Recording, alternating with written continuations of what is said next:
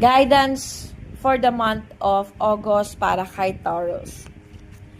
Taurus, the card said here, kailangan daw isakatuparan natin yung mga bagay-bagay na hindi natin nagawa before. Sabi dito, if you have planned to travel, to go outside, or mga pinaplano kang mag-transform, ilaban mo daw ito, no? This card showing kasi na you are guided ni universe.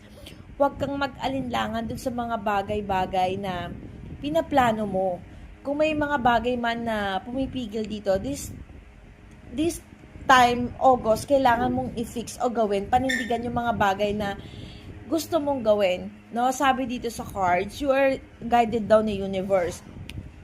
Sabi dito sa cards na alam kong okay ka, kumbaga kung ikaw ay isang Taurus na okay ka dun sa kinalalagyan mo, pero you need or to have much better. Sabi dito, wag kang mag-alinlangan na hindi mo makukuha yon. Sabi dito, gumawa ka dun ng pamamaraan, ilaban mo, gawan mo ng way para masakatuparan yon. This card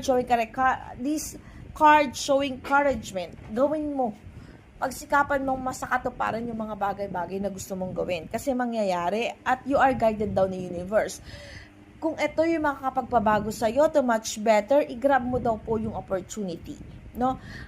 Wag mong talikuran or sabihin natin dito, wag mong hayaan na nandun ka lang sa stagnancy mo. Kasi sabi dito sa cards, hindi mo daw gina-go forward yung mga bagay na makakapagpaunlad sa'yo.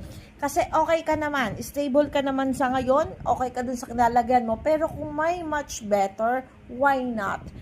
I-proceed mo daw, ilaban mo dahil still meron pang nag-aantay sa yung mas maganda. No?